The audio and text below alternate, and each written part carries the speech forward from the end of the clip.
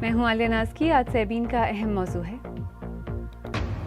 India में corona virus की हलाकत खेजी का नया रिकॉर्ड। एक रोज में लगभग 3,800 लोग हलाक। देखिएगा हालत-ए-ज़ार वज़ीर आज़म मोदी की अपनी रियासत गुजरात की।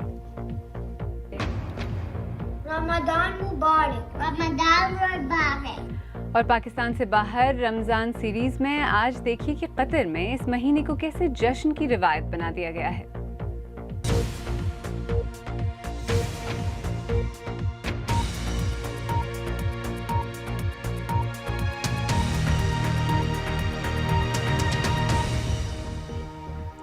इंडिया में गुज़श्ता 24 घंटों में कोविड की हलाकतों का एक और रिकॉर्ड टूटा, जब 3,783 अफराद इस वायरस के बायस हलाक हो गए।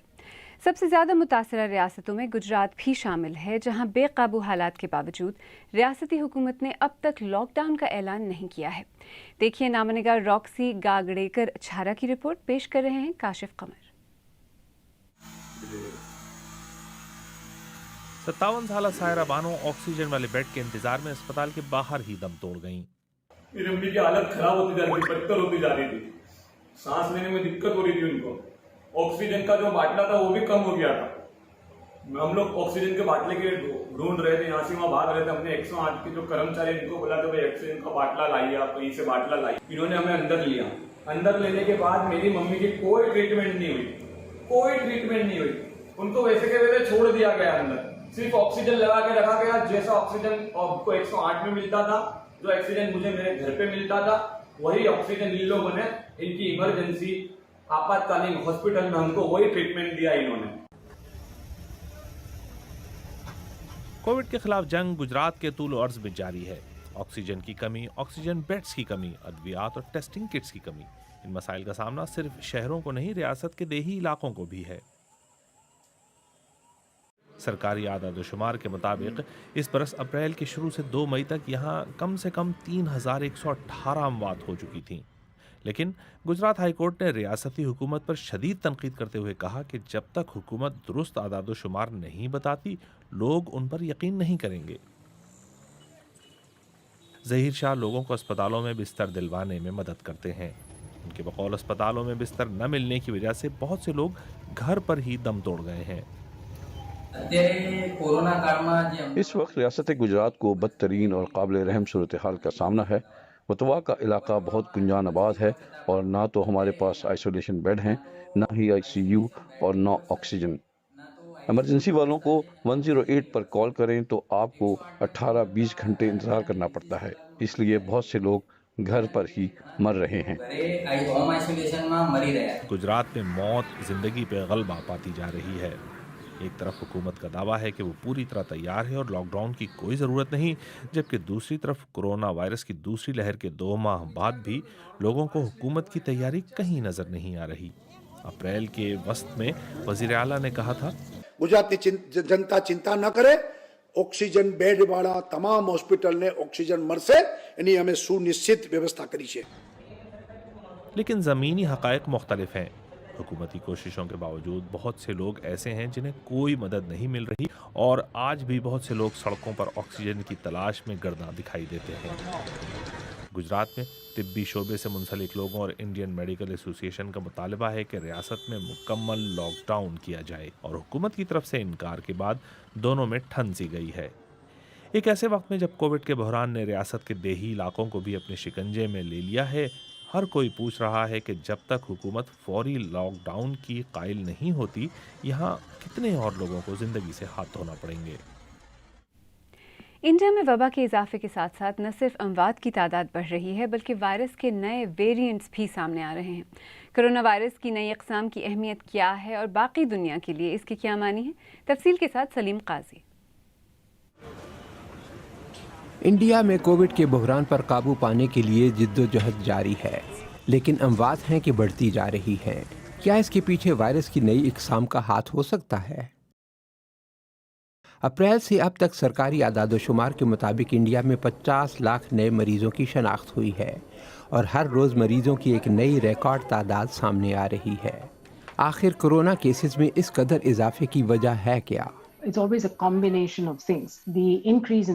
ऐसा हमेशा तब होता है जब बहुत सी चीज़ें इकट्ठी हो जाती हैं। पिछले कई महीनों में लोग आपस में बहुत ज्यादा मिलते जुलते रहे हैं। लोगों ने एहतियात भी कम कर दी थी। लोग सोच रहे थे कि वो मामूल की जिंदगी की तरफ आ सकते हैं। इसके अलावा वायरस के वेरिएंट आ चुका है, जिसका आगाज मगरबी बंगाल और महाराष्ट्र में हुआ है। इस वायरस की खारदार सतह पर 2 बड़ी तब्दीलियां देखी गई हैं और लेबॉर्ट्री में मुआयने से लगता है कि इसमें इन्फेक्शन पैदा करने की सलाहियत थोड़ी ज़्यादा है। दूसरी जानिब दिल्ली और पंजाब में ज़्यादातर लोगों को बरतानिया वाली किस्म का वायरस लगा है। हम जानते हैं कि अगर वायरस की नोकों में तब्दीली आती है तो इसके लिए हमारे खलियों में दाखिल होना आसान हो जाता है। सवाल पैदा होता है कि इसमें बाकी दुनिया के लिए क्या सबक है। अगर किसी एक मुल्क में वायरस काबू से बाहर हो जाता है तो ये बाकी ममालिक में भी फैल सकता है। इसका मतलब यह है कि हमें वबा को फौरी तौर पर फैलने से रोकना होगा। फिलहाल हमारी अव्वलीन तरजीह सबसे ज़्यादा बीमार लोगों तक तिब्बी इमदाद पहुंचाना है और वायरस की नई अक़साम को रोकने के लिए पहला काम वायरस को रेप्लिकेट होने से रोकना है, क्योंकि यूं ही आप उसे नई अक़साम पैदा करने से रोक सकते हैं। इसलिए नई अक़साम को रोकने का बेहतरीन तरीका आलमी सतह पर इस मर्ज की तादाद पर काबू पाना है। लेकिन जब तक हर मुल्क में वैक्सीन दस्तयाब नहीं हो जाती, आलमी सतह पर इस वबा के कम होने का कोई इशारा दिखाई नहीं दे रहा है। लगता है कि जब तक सब महफूज नहीं हो जाते, हम में से कोई भी मुकम्मल महफूज नहीं हो सकता। ताज़ा तरीन खबरों के लिए आप जब चाहें हमारी वेबसाइट पर आ सकते हैं। यहाँ आपको दुनिया भर से खबरों के अलावा तज्ज़िये, तबसरे, तस्वीर और वीडियोज़ भी मिलेंगी। पता है bbc.com/urdu। पाकिस्तान से बाहर पाकिस्तानियों का रमज़ान कैसे गुजरता है, इस खुसूसी सीरीज़ में आइए आपको ले चलते हैं कतर। कतर में रमज़ान को एक त्यौहार की तरह मनाया जाता है और घरों को भी सजाया जाता है। महरीन दानिश का तो दावा है कि वहाँ रमज़ान पाकिस्तान से बेहतर मनाया जाता है। आप भी देखिए।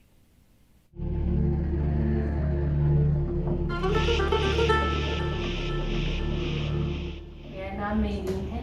हम पिछले 7 साल से दोहा में मुकीम हैं। मिडिल ईस्ट में और ख़ासतौर पे दोहा में रमज़ान को एज अ फेस्टिवल सेलिब्रेट किया जाता है। यहाँ की सबसे अच्छी बात मुझे ये लगती है कि रमज़ान आने से पहले अपने घरों को इतना रमज़ान के पॉइंट ऑफ व्यू से डेकोरेट करते हैं, घरों के बाहर चिरागां करते हैं और इससे ऐसा करने से वाकई अब पिछले 7 साल में मैंने भी ये रियलाइज़ किया है कि ऐसा करने से आप वाकई में जो है वो रमज़ान को एक बहुत अहमियत देने लगते हैं। दोहा का काफ़ी पुराना शॉपिंग मॉल है, जहाँ पे जो है वो पाकिस्तानी और इंडियन अशिया जो है ना बड़ी इजीली अवेलेबल है और रमज़ान की ग्रॉसरी के लिए बेहतरीन है। अच्छा, काफ़ी ज़्यादा वैरायटी अवेलेबल है जो कि इंडियन और पाकिस्तानी ब्रांड्स मिक्स हैं। यहाँ पर आपको पाकिस्तान की तमाम सब्ज़ियाँ जो हैं बड़ी इजीली अवेलेबल होती हैं।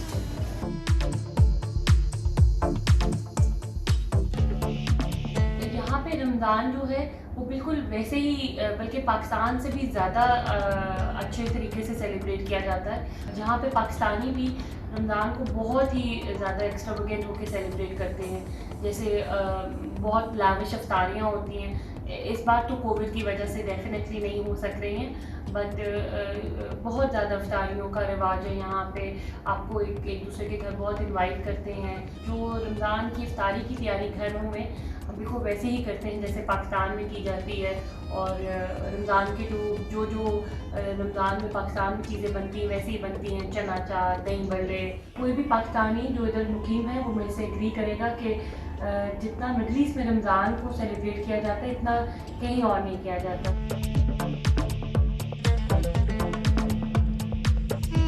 आपके बच्चे रमज़ान के महीने को बहुत अहमियत देने लगते हैं।